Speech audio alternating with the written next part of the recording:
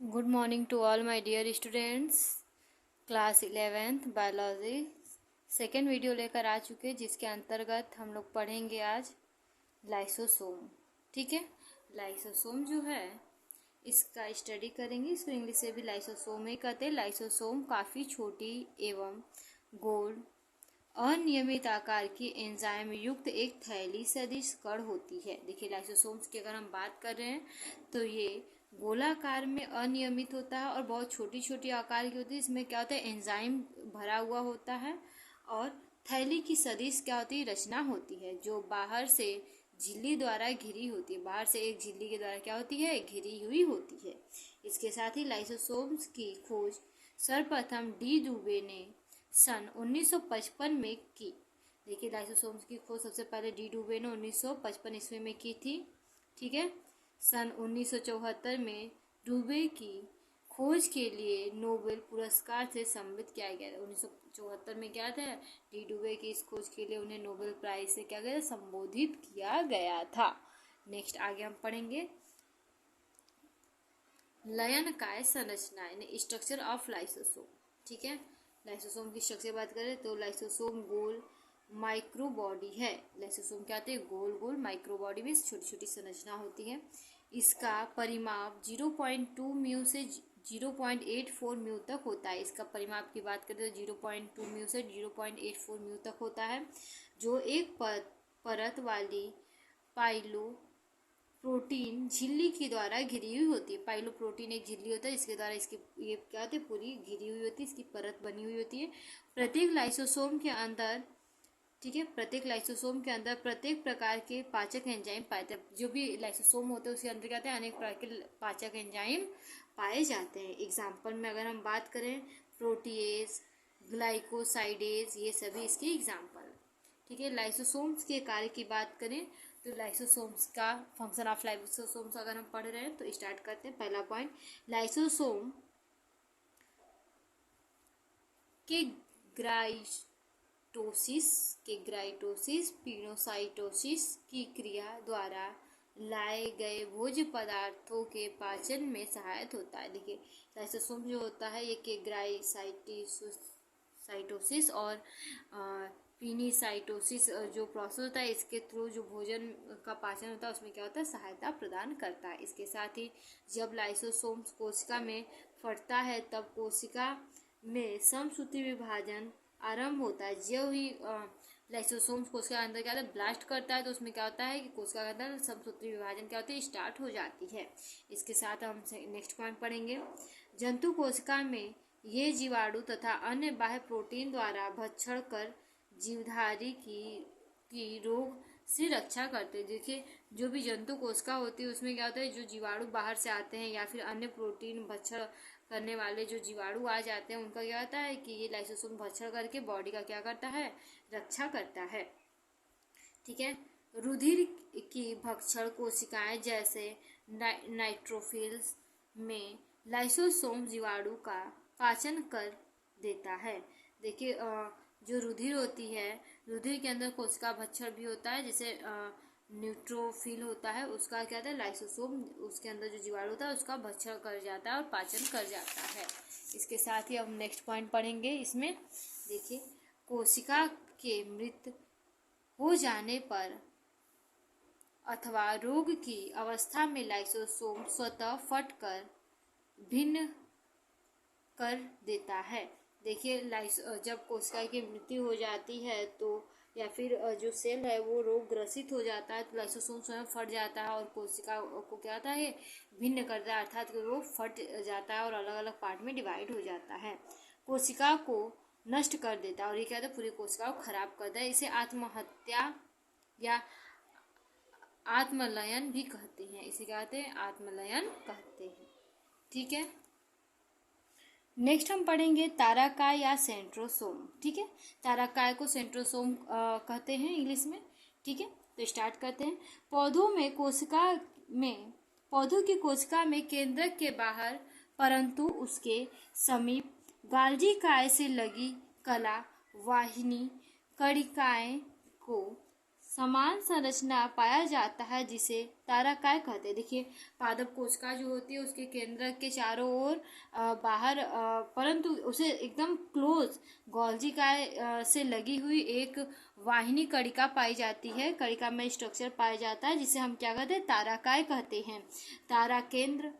तारा केंद्र को सर्वप्रथम वान वेल्डन ने देखा। तारा केंद्र का खोज सबसे पहले किसने किया था? ताराकाय या तारा केंद्र की खोज सबसे पहले वान वेल्डन नाम के साइंटिस्ट ने देखा था। इसका ताराकाय सेंट्रोसोम नामक नामकरण टी वावेरी ने किया था। देखिए ताराकाय या सेंट्रोसोम नाम किसने किया था? टी वावेरी ने दिया था। ताराकाय के कार्य की बात करें, फंक्शन ऑफ सेंट्रोसोम की, तो ताराकाय के मुख्य कार्य निम्नलिखित हैं। देखिए ताराकाय का कार्य देखेंगे अब हम।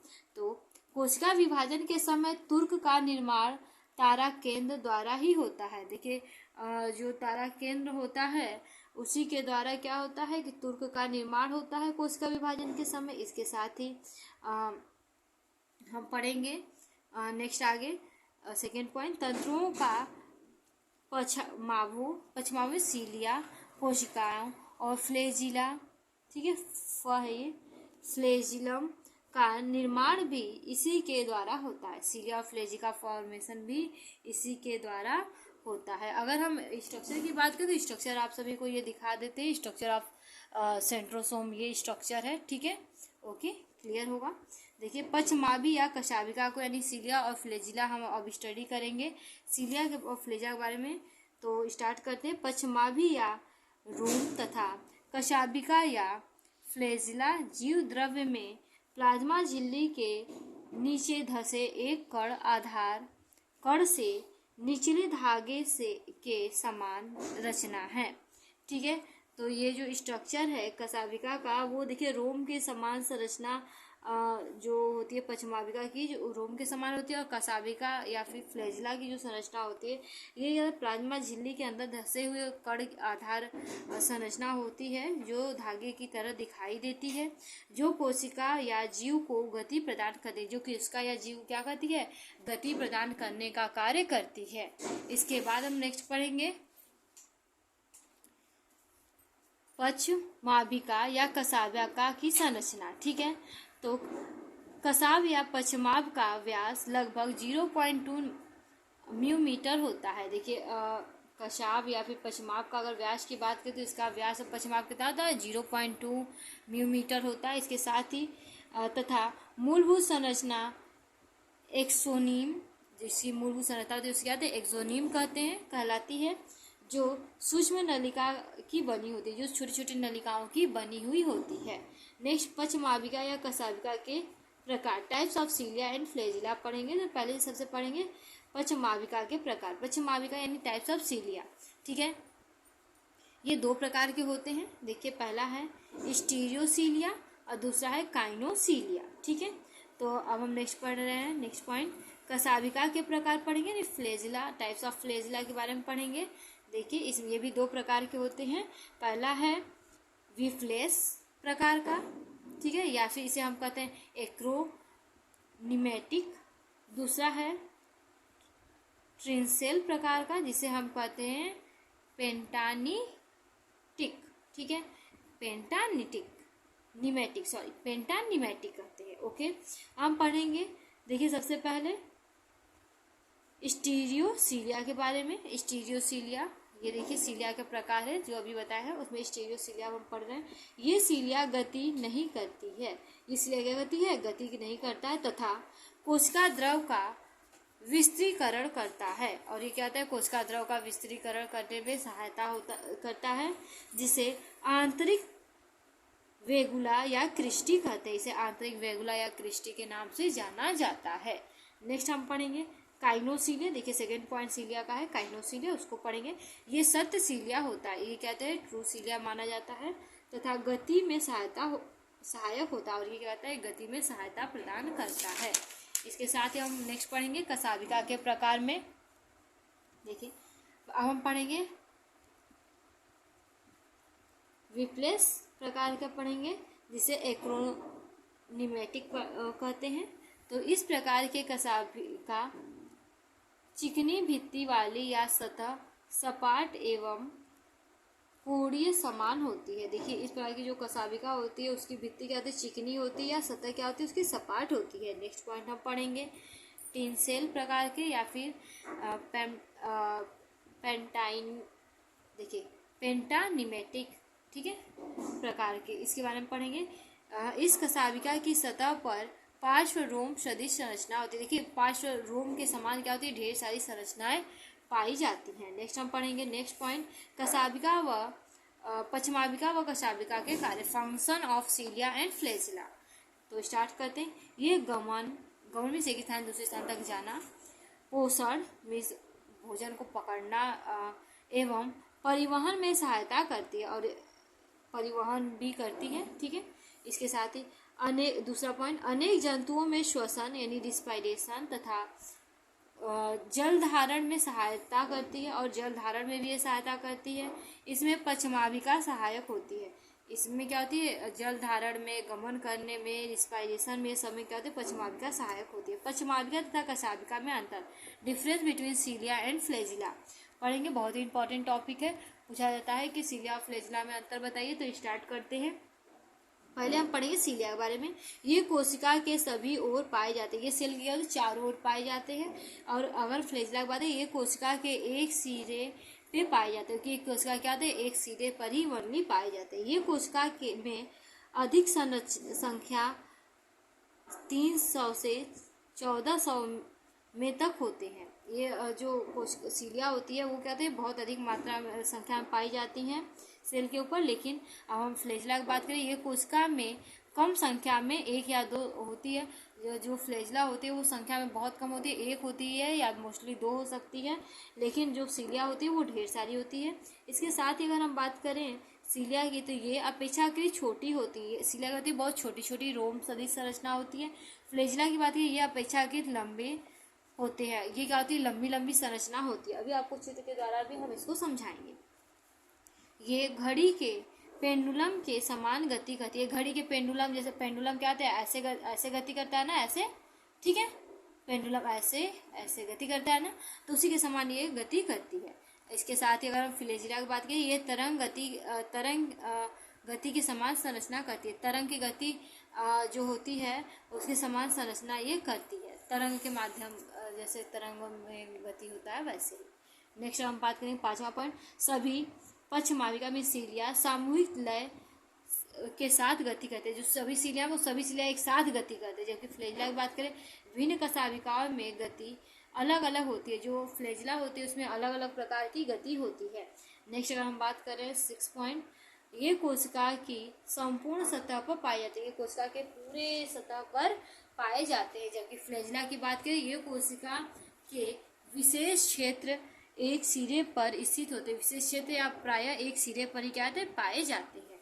अगर हम सूक्ष्मकाय में इस माइक्रो बॉडी की बात करें, तो अब हम उसकी स्टडी करते हैं माइक्रो बॉडी की। तो ये एकल परत वाली संरचना है। ये क्या है, एक सिंगल लेयर स्ट्रक्चर है जिसका निर्माण अंतःप्रद्रवी जालिका या गोल्जी तंत्र के थैलियों के टूटने से होता है। जो माइक्रो बॉडी होती है, इसका निर्माण करता है एंडोप्लाज्मिक रेटिकुलम या गोल्जी बॉडी, जो गोल्जी बॉडी की थैली होती है उसके टूटने से होता है। इसका परिमाण लगभग 0.5 से 1.5 म्यू तक होता है। इसका अगर परिमाप की बात करें तो 0.5 से 1.5 म्यू तक होता है। ये निम्न 2 प्रकार की होती है। अगर इसकी बात करें तो ये कितने प्रकार की होती हैं, 2 टाइप्स की होती हैं। Micro bodies are divided into 2 parts. First है पराक्सीसोम। पहले पराक्सीसोम के बारे में पढ़ेंगे, ठीक है। तो ये गोलाकार अथवा अंडाकार संरचना है। जो पराक्सीसोम होता है ये गोल आकार की या फिर अंडाकार की संरचना होती है तथा इसका व्यास 0.2 से 1.5 म्यू होता है। अगर इसके व्यास की बात करें तो 0.2 से 1.5 म्यू तक इसके व्यास होते हैं। इसको सबसे पहले व्यूफे एवं वर्थर नाम के साइंटिस्ट थे। उन्होंने सन 1963 में इसको देखा था। नाम वैज्ञानिक, देखिए इसका नामकरण वैज्ञानिकों ने यकृत कोशिका में पृथक किया था। सबसे पहले ये जो वैज्ञानिक थे व्यूफे और वर्थर, इन्होंने 1963 में देखा था और इसको क्या कहता है कि यकृत कोशिका से अलग भी किया था, ठीक है। तथा इनमें पाए जाने वाले एंजाइम्स का पता टोलबर्ट और उनके साथियों ने लगाया था। इसमें जो एंजाइम्स पाए जाते हैं उसका पता किसने लगाया था? टोलबर्ट और उनके साथी जो थे उन्होंने लगाया था। पराक्सीसोम लगभग सभी प्रकार के पादप और जंतु कोशिकाओं में पाया जाता है। और पराक्सीसोम क्या होता है? जितने प्रकार की पादप और जंतु कोशिका होती है उसी सभी में पाया जाता है। कार्य की बात करें अगर हम फंक्शन ऑफ पराक्सीसोम की, तो यह प्रकाश श्वसन की क्रिया में भाग लेता है। जो फोटो रिस्पायरेशन होता है उसमें क्या होता है? पार्टिसिपेट करता है। यह क्रिया हरित लव को माइटोकॉन्ड्रिया तथा पराक्सीसोम तीनों में मिलता है। ये किसमें पाया जाता है? देखिए ये जो स्ट्रक्चर है और ये जो प्रोसेस है ये हरित लवक में पाया जाता है, माइटोकॉन्ड्रिया और पराक्सीसोम तीनों में ही होता है। ठीक है, मिलने से बनता है। और इसके बाद यह यकृत कोशिका में विषैले एंजाइम द्वारा तोड़ने तथा एकत्रित होने से रोकने का कार्य करता है। ये जो भी टॉक्सिक विषैले पदार्थ इंसान अगर ले लिया तो उसको यकृत में ले जाकर तोड़ता है और उसकी जो टॉक्सिसिटी होती है उसको कम करने का कार्य करता है। इसके साथ ही अब हम पढ़ेंगे नेक्स्ट पॉइंट, ग्लाइऑक्सीसोम। ग्लाइऑक्सीसोम के बारे में पढ़ते हैं तो स्टार्ट करते हैं। इसकी संरचना पराक्सीसोम के समान होती है। इसकी भी संरचना क्या होती है? पराक्सीसोम जैसे वैसे ही दिखाई देता है, परंतु इसमें पाए जाने वाले एंजाइम अलग प्रकार के होते हैं। परंतु इसमें जो एंजाइम पाए जाते हैं वो क्या होते हैं? अलग प्रकार के होते हैं। ये एकल कला से घिरे लगभग 1 मिलीमीटर व्यास के गोले संरचना है। देखिए ये क्या होते हैं? सिंगल मेम्ब्रेन स्ट्रक्चर होता है और 1 मिलीमीटर की व्यास की इसकी गोलाई की संरचना होती है। इसकी खोज वीवर्स ने क्रेस्टर बीन के भ्रूण पोषित किया। ठीक है, इसकी जो संरचना थी उसको वीवर्स नाम के साइंटिस्ट ने जो क्रेस्टर बीन्स होते हैं उसके भ्रूण से इसकी संरचना को देखा था। इस प्रकार की प्रक्रिया में अंकुरित बीज के स्फेरोसोम में उपस्थित वसा कार्बोहाइड्रेट में परिवर्तित हो जाती है। देखिए ये जो प्रक्रिया होती है इसमें अंकुरित जो बीज होता है उसमें स्फेरोसोम्स में जो उपस्थित वसा होती है वो किसमें कन्वर्ट हो जाती है? कार्बोहाइड्रेट में कन्वर्ट हो जाती है। नेक्स्ट हम लोग पढ़ेंगे रिक्तिकाएं या फिर राजधानी जिसे कहते हैं। कोशिका द्रव में अर्धपारगम्य झिल्ली से घिरे अनेक रिक्त स्थान पाए जाते हैं। देखिए कोशिका द्रव जो होता है उसमें अर्धपारगम्य झिल्ली से घिरे हुए अनेक प्रकार के रिक्त स्थान, ढेर सारे रिक्त स्थान पाए जाते हैं जिन्हें रिक्तिका कहते हैं। इसे क्या कहते हैं? हम रिक्तिका कहते हैं। इसके चारों ओर एक झिल्ली की टोनोप्लास्ट कहते हैं। इसके चारों ओर एक झिल्ली पाई जाती है, इसे हम क्या कहते हैं? टोनोप्लास्ट कहते हैं। यह लाइकोप्रोटीन की बनी होती है। किसकी बनी होती है? लाइकोप्रोटीन की बनी होती है। इसमें एक प्रकार का रस भरा होता है। इसमें एक प्रकार का गाढ़ा तरल पदार्थ भरा होता है जिसे हम क्या कहते हैं? एक प्रकार का रस कहते हैं जिसे कोशिका रस कहते हैं। जिसे हम क्या कहेंगे? कोशिका रस कहेंगे। कोशिका रस में जल, लवण, कार्बोहाइड्रेट, कोशिका रस जो होता है उसमें क्या होता है? जल होगा, लवण होगा, कार्बोहाइड्रेट होगा, अमीनो अम्ल, प्रोटीन, उत्सर्जी तथा अन्य पदार्थ क्या होते हैं? पाए जाते हैं। ये सभी पदार्थ उसमें भरे हुए होते हैं।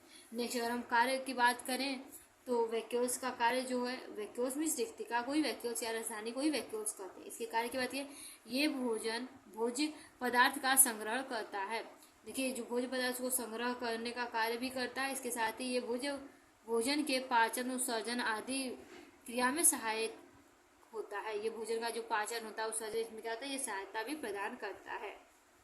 नेक्स्ट हम लोग पढ़ेंगे कोशिका कंकाल के बारे में। ठीक है, कोशिका कंकाल स्टार्ट करते हैं। तो इलेक्ट्रॉन सूक्ष्मदर्शी से देखने पर यह पता चल गया कि प्रोटीन के बने तंतु का एक जाल सभी प्रोकैरियोटिक कोशिका के कोशिका झिल्ली में ठीक नीचे पाया जाता है। इसे कोशिका कंकाल कहते हैं। देखिए इलेक्ट्रॉन सूक्ष्मदर्शी से जब देखा गया कोशिका के अंदर तो प्रोटीन की बनी हुई तंतु जाल संरचना दिखाई दी जो कि यूकैरियोटिक कोशिकाओं के भित्तियों की झिल्ली के यूकैरियोटिक कोशिका की जो झिल्ली होती है ठीक नीचे पाया था। इसे हम क्या कहते हैं? कोशिका कंकाल कहते हैं।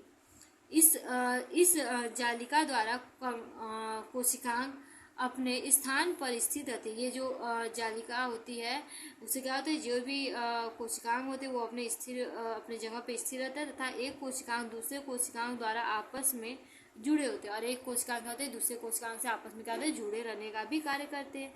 कोशिका कंकाल 3 प्रकार की रचना है। कोशिका कंकाल में क्या होती है? 3 प्रकार की रचना पाई जाती है। पहली अगर हम बात करें तो पहला जो स्ट्रक्चर है सूक्ष्म नलिका जिसे कहते हैं, ये प्रोटीन का त्रिविम जाल है। ये क्या होता है? प्रोटीन का त्रिविमीय जाल 3D जाल होता है। ये कशाभिका व पक्षमाभिका के प्रचलन में सहायक होता है। ये जो कशाभिका और पक्षमाभिका होती है उसके प्रचलन में सहायता करता है, कितना दूसरे साथ ले जाने में सहायता करता है। सूक्ष्म तंतु की बात करें तो सर्वप्रथम इसके रेखीय पेशी में देखा गया। देखिए सूक्ष्म तंतु क्या होती है कि सर्वप्रथम इसको किसमें? रेखीय पेशी या ऐच्छिक पेशी में देखा गया था। ये जटिल प्रोटीन एक्टिन के बने होते हैं। ये किस प्रोटीन की बना होता है? एक्टिन प्रोटीन, जो कि काफ़ी जटिल होता है। ये कोशिका विभाजन में सहायता होता है। ये सेल डिवीजन में क्या होता है? सहायता प्रदान करता है। इसके साथ ही मध्यवर्ती तंतु की बात करें तो ये कीराटिन प्रोटीन की बनी होती है। मध्य तंतु कीराटिन प्रोटीन की होती है, बनी हुई होती है। ये एंजाइम तथा डेंड्राम को मजबूती प्रदान करता है। ये एंजाइम्स और डेंड्राम को कहता है मजबूती देता है। इसके साथ ही नेक्स्ट हम पढ़ेंगे नेक्स्ट ऑर्गेनेल्स के बारे में, जिसे हम कहते हैं केंद्रक, इंग्लिश में कहते हैं न्यूक्लियस। ठीक है, तो स्टार्ट करते हैं। कोशिका में सर्वप्रथम कोशिका की खोज कोशिका में सर्वप्रथम केंद्रक होना चाहिए। यहाँ पर केंद्रक की खोज रॉबर्ट ब्राउन ने, देखिए केंद्रक यहाँ पर कर देते हैं हम, केंद्रक, ठीक है। केंद्रक की खोज रॉबर्ट ब्राउन ने 1831 में की थी। देखिए कोशिका के अंदर केंद्रक पाया था, उसकी खोज किसने की थी? रॉबर्ट ब्राउन ने 1831 ईस्वी में उसकी खोज की थी। कोशिका द्रव्य में दबी हुई गोल वृत्ताकार अंडाकार तस्तरी नुमा या लंबी चपटी एक संरचना पाई जाती है, इसे केंद्रक कहते हैं। देखिए कोशिका के अंदर क्या होती है? कोशिका द्रव के अंदर क्या होती है? धसी हुई संरचना, गोल आकार की या वृत्ताकार आकार की या अंडाकार आकार की या थैलीनुमा संरचना जो पाई जाती है, तस्तरी नुमा संरचना, उसे हम क्या कहते हैं? केंद्रक कहते हैं। केंद्रक कोशिका क्या कहते हैं? नियंत्रण कक्ष कहते हैं। जो कोशिका के अंदर नियंत्रण कक्ष होता है उसे क्या है? वो केंद्रक है। ठीक है, control room of the cell is known as nucleus. Okay, next हम केंद्रक की संरचना, स्ट्रक्चर ऑफ न्यूक्लियस की बात कर रहे हैं। तो देखिए प्रत्येक कोशिका के 2 प्रवस्था होते हैं। प्रत्येक कोशिका जो होती है उसकी 2 फेजेस होते हैं। पहला अंतरावस्था जिसे इंटरफेज कहते हैं, दूसरा कोशिका विभाजन की अवस्था या फिर पीरियड ऑफ सेल डिवीजन कहते हैं। ओके, तो हम पढ़ेंगे अंतरावस्था। देखिए अंतरावस्था 2 क्रमिक विभाजन के मध्य की प्रवस्था होती है। देखिए अंतरावस्था कहते हैं 2 क्रमिक जो विभाजन होते हैं उसके मध्य की अवस्था होती है। यह कोशिका की सर्वाधिक लंबी अवस्था होती है। ये कोशिका की सबसे लंबी अवस्था होती है। केंद्रक की संरचना का अध्ययन इसी अंतरावस्था में किया जाता है। केंद्रक की जो संरचना का अध्ययन होता है इसी के अंतर्गत हम लोग करते हैं। अंतरावस्था में केंद्रक का इलेक्ट्रॉन सूक्ष्मदर्शी से अध्ययन, देखिए जो इसके अंदर केंद्रक पाया था उसका इलेक्ट्रॉन सूक्ष्मदर्शी जब अध्ययन करने पर यह निम्नलिखित 4 भागों में बना हुआ दिखाई देता है। 4 पार्ट से मिलकर बना हुआ होता है मोस्टली। देखिए पहला है केंद्रक कला, ठीक है, जिसे हम क्या कहते हैं? Nuclear membrane. ओके, देखिए न्यूक्लियर मेम्ब्रेन सबसे बाहरी लेयर होता है, जिसमें आप सभी को ये देखिए हम यहाँ पे चित्र के द्वारा भी दिखा रहे हैं न्यूक्लियर मेम्ब्रेन। ठीक है, न्यूक्लियस के बाहर वाला जो मेम्ब्रेन होता है ये देखिए। ठीक है, तो ये देखिए न्यूक्लियस के बाहर वाले outer nuclear membrane, inner nuclear membrane, 2 membrane से घिरी हुई संरचना होती है। ये देखिए लिखा हुआ है यहाँ, कहाँ गए? हाँ, दोहरी झिल्ली के रूप में होता है, जिसे देखिए ये केंद्र के चारों ओर पतली दोहरी झिल्ली के रूप में होता है। देखिए पतली झिल्ली के रूप में है। इसे कैरियोथिका भी कहते हैं। इसे क्या कहते हैं? ये दोनों मेम्ब्रेन जो होता है उसे क्या कहते हैं? उसकी स्टडी कैरियोथिका कहलाती है। प्रत्येक झिल्ली लाइपोप्रोटीन से बनी एक इकाई होती है। प्रत्येक जो झिल्ली होता है वो किससे बनी है? लाइपोप्रोटीन से बनी हुई एक इकाई होती है। केंद्रक के जीव द्रव्य को केंद्रक द्रव्य कहते हैं। केंद्र के अंदर जो जीव द्रव्य पाया जाता है उसे कहते हैं केंद्रक द्रव्य कहते हैं। इसे इंग्लिश में न्यूक्लियोप्लाज्म बोलते हैं। आप सभी को इसमें मैं दिखाई भी होंगी। इसके पहले देखिए आप सभी को, ये देखिए न्यूक्लियोप्लाज्म, ठीक है। अभी इसे शब्दों को और अच्छे से मैं बताऊंगी। इसमें प्रत्येक झिल्ली लगभग 75 से 90 एंगस्ट्रॉम मोटी इकाई झिल्ली के रूप में होती है। प्रत्येक झिल्ली जो होती है वो कितनी होती है? 75 to 90 एंगस्ट्रॉम की मोटाई की होती है, ठीक है। ये स्ट्रक्चर देखिए, ये स्ट्रक्चर ऑफ न्यूक्लियस है, केंद्रक कला का स्ट्रक्चर है। देखिए अगर स्ट्रक्चर की बात करें तो इसकी सबसे बाहरी लेयर जो होती है उसे आउटर मेम्ब्रेन कहते हैं। अंदर वाली जो लेयर होती है उसे इनर मेम्ब्रेन कहते हैं, इनर न्यूक्लियर मेम्ब्रेन, ठीक है। इसके अंदर एक गाढ़ा चिपचिपा तरल पदार्थ भरा होता है जिसे हम क्या कहते हैं? न्यूक्लियोप्लाज्म कहते हैं। इसमें एक थ्रेड लाइक स्ट्रक्चर होता है जिसे हम क्रोमेटिन नेट कहते हैं। थ्रेड लाइक स्ट्रक्चर कहीं भी फोल्ड होता है जिसे हम कहते हैं हेट्रोक्रोमेटिन कहते हैं। हेट्रोक्रोमेटिन के साथ ही इसमें क्या होता है, जो न्यूक्लियस होता है इसके आउटर मेम्ब्रेन इनर मेम्ब्रेन जो दिख रहे हैं इसमें क्या होते हैं, कई सारे पोर्स पाए जाते हैं। इसे कहते हैं न्यूक्लियोप्लाज्मा पोर कहते हैं। इसके साथ ही इसके अंदर न्यूक्लियोलस पाया जाता है। न्यूक्लियोलस के ठीक न्यूक्लियस हो गया। इसके जो न्यूक्लियस होता है इसके बाहर क्या होते हैं, छोटे छोटे डॉट संरचना दिखाई, जिसे कहते हैं राइबोसोम्स कहते हैं। और जो दो ठो जो आउटर मेम्ब्रेन इनर मेम्ब्रेन के बीच का जो स्पेस होता है इसे पेरी न्यूक्लियर स्पेस कहते हैं। इसके साथ ही जहाँ पर जो ये क्रोमेटिन नेट है वो फोल्ड होता है उसे क्या कहते हैं? क्रोमो सेंटर कहते हैं। और जो आपका न्यूक्लियस होता है इसी से जुड़ा होता है इंडोप्लाज्मिक रेटिकुलम। ओके, तो ये आपको स्ट्रक्चर भी समझ में आया होगा। अब लोग पढ़ेंगे केंद्रक द्रव्य के बारे में, ठीक है। देखिए न्यूक्लियोप्लाज्म, देखिए न्यूक्लियोप्लाज्म इसमें आपको दिखाया गया है, ठीक है। तो यह केंद्रक झिल्ली के अंदर पारदर्शी अर्ध तरल कणिका युक्त पदार्थ के रूप में पाया जाता है, ठीक है। ये केंद्रक झिल्ली के ठीक अंदर पाया जाता है और ट्रांसपेरेंट होता है, अर्ध तरल होता है। इसके साथ ही कणिका युक्त पदार्थ के रूप में होता है। इसे कैरियोलिम्फ भी कहते हैं। इसे क्या कहते हैं? कैरियोलिम्फ भी कहते हैं। इसके साथ यह न्यूक्लियोप्रोटीन का बना पारदर्शी कोलाइडी तरल पदार्थ होता है। ये क्या होता है? न्यूक्लियोप्रोटीन का बना हुआ पारदर्शी कोलाइडी तरल पदार्थ होता है जो कहाँ होता है? देखिए जो केंद्रक कला से घिरा रहता है, जो किससे होता है? केंद्रक कला से घिरा हुआ रहता है। यह प्रोटीन न्यूक्लिक अम्ल, फास्फोरस, एंजाइम्स और एंजाइम्स लवणों आदि का बना होता है। ये क्या? प्रोटीन न्यूक्लिक अम्ल, फास्फोरस, एंजाइम, खनिज लवण आदि का क्या होता है? बना हुआ होता है और कोशिका विभाजन में भाग लेता है और सेल डिवीजन में पार्टिसिपेट भी करता है। इसके साथ हम नेक्स्ट पढ़ेंगे क्रोमेटिन जाल के बारे में। देखिए है क्रोमेटिन नेट, आपको अभी हम दिखाए थे ना, ये देखिए क्रोमेटिन नेट, ये पूरा फैला हुआ है ऐसे ऐसे, ठीक है। इसी के बारे में हम लोग पढ़ेंगे। देखिए अभिरंजित कोशिका को इलेक्ट्रॉन सूक्ष्मदर्शी से देखने पर केंद्रकी द्रव्य में अल्परंजित टेढ़े मेढ़े धागे के समान संरचना का बना एक जाल दिखाई देता है। देखिए जो अगर अब हम देखते हैं कोशिका के अंदर इलेक्ट्रॉन सूक्ष्मदर्शी से जब हम देखते हैं तो केंद्रिक द्रव जो होता है केंद्रकी द्रव के अंदर अल्परंजित टेढ़े मेढ़े धागे नुमा संरचना दिखाई देती है, ठीक है। जाल दिखाई, जिसे क्या कहते हैं? क्रोमेटिन जाल या फिर केंद्रक जालिका कहते हैं। नेक्स्ट हम पढ़ेंगे न्यूक्लियोलस, जिसे हम कहते हैं केंद्रिका, ठीक है। ये देखिए केंद्रिका का भी स्ट्रक्चर बना है, आपको भी स्ट्रक्चर हम समझा देंगे। देखिए ये केंद्रिका है, इसमें आउटर मेम्ब्रेन ये है, इनर मेम्ब्रेन ये है। इसके साथ ही इसमें जो गाढ़ा चिपका तरल पदार्थ भरा है उसे मैट्रिक्स कहते हैं। इसमें बहुत सारे ग्रेनुलर प्रोटीन पाए जाते हैं जो ग्रेन्यूल के आकार के होते हैं, गोल गोल होते हैं। फाइब्रस प्रोटीन भी होते हैं, फाइबर के आकार की। इसके साथ ही आरएनए फाइबर भी पाए जाते हैं। क्रोमेटिन प्रोटीन भी इसमें पाई जाती है, ठीक है। तो अब इसको हम लोग पढ़ते हैं। स्ट्रक्चर आप सभी को आशा करते समझ में आया होगा।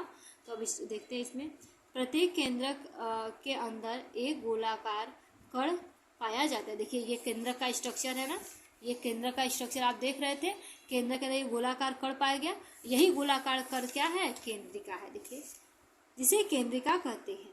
इसकी खोज फोंटाना 1781 नामक वैज्ञानिक ने की थी। फोंटाना नामक वैज्ञानिक 1781 ईस्वी में इसकी खोज की थी तथा वोमेन 1840 में इसे न्यूक्लियोसोम का नाम दिया था। 1840 में जो वैज्ञानिक थे उन्होंने वोमेन नाम के साइंटिस्ट 1840 में इसे न्यूक्लियोसोम नाम दिया था। केंद्रिका में प्रोटीन 85%, आरएनए 10% और डीएनए 5% होता है। इसमें क्या होता है कि जो प्रोटीन होता है वो 85%, आरएनए 10% और इसके साथ ही डीएनए का 5% पाया जाता है। ओके, अब हम पढ़ेंगे आगे केंद्रिका के कार्य, फंक्शन ऑफ न्यूक्लियोलस। ओके, तो स्टार्ट करते हैं फंक्शन ऑफ न्यूक्लियोलस।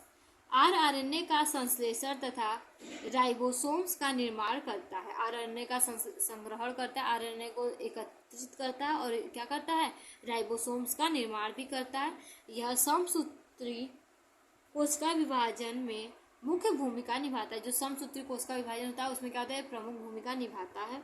इसके साथ ही केंद्रिका एक पीढ़ी से दूसरी पीढ़ी में आनुवांशिक सूचनाओं को भेजने में मध्यस्थ का कार्य करता है। जो केंद्रिका होती है वो आनुवांशिक जो सूचनाएं होती है इसे एक पीढ़ी दूसरी पीढ़ी में भेजने के कार्य भी करता है। इसके साथ ही केंद्रक के कार्य, फंक्शन ऑफ न्यूक्लियस की बात करें तो केंद्रक का कार्य हम लोग पढ़ेंगे।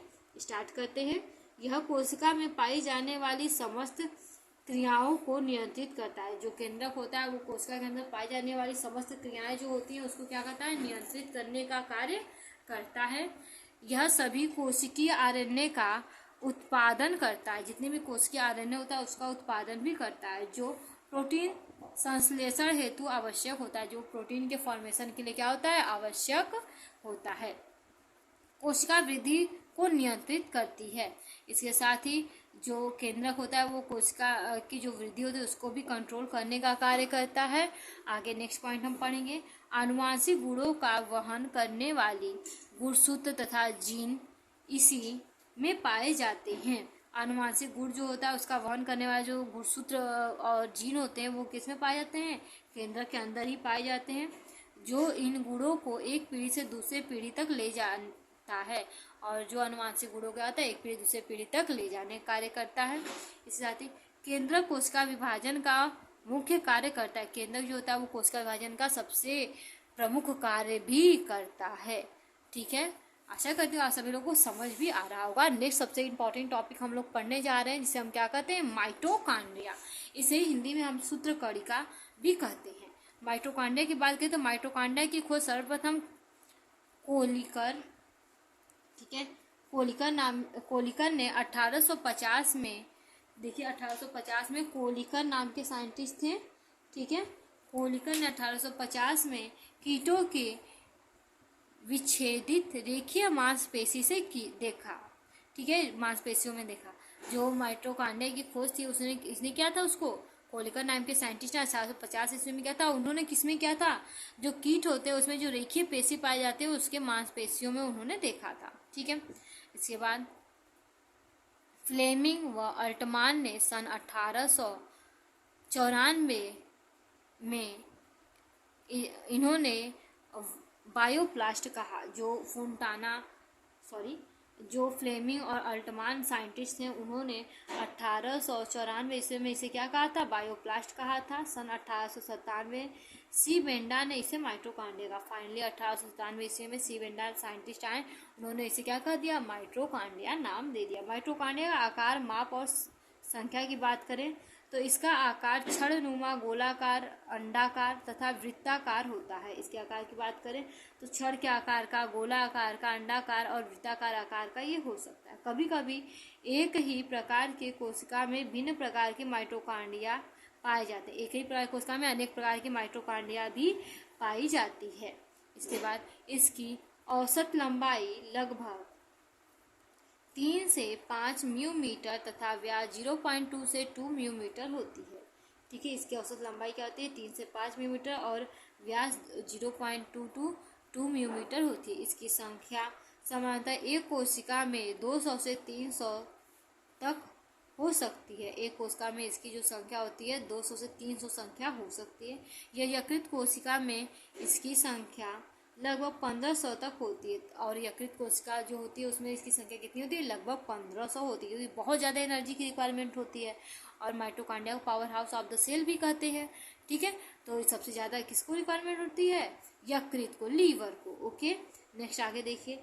एक कोशिका में माइटोकॉन्ड्रिया को सम्मिलित रूप से, ठीक है, एक कोशिका होती है माइटोकॉन्ड्रिया जो सम्मिलित रूप से ढेर सारे जो पाए जाते हैं उसको एक शब्द में हम कह सकते हैं कॉन्ड्रियोय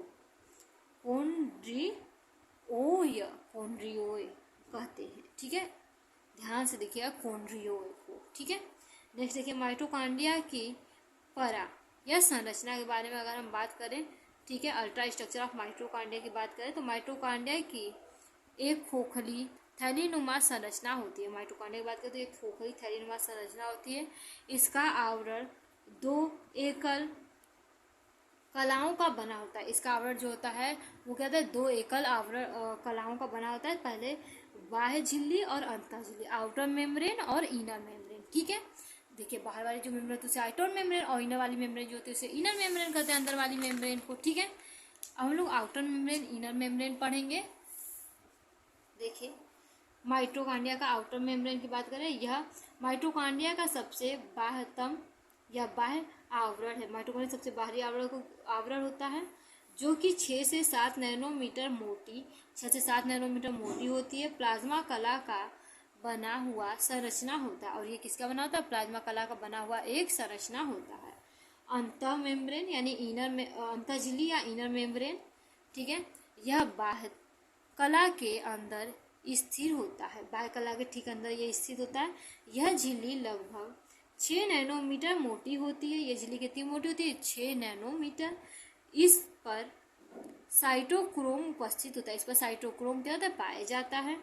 माइटोकॉन्ड्रिया के गुहा में उंगली समान उभार बनती है। जो माइटोकॉन्ड्रिया से गुहा में क्या होता है? उंगली समान संरचनाएं पाई जाती है, इसे हम क्या कहते हैं? क्रिस्टी कहते हैं। नेक्स्ट वीडियो में आप सभी को इसके चित्र को व्यवस्थित रूप से बना कर लेकर आएंगे और आप सभी को समझाएंगे। आशा करती हूँ आप सभी को वीडियो पसंद आ रही होगी।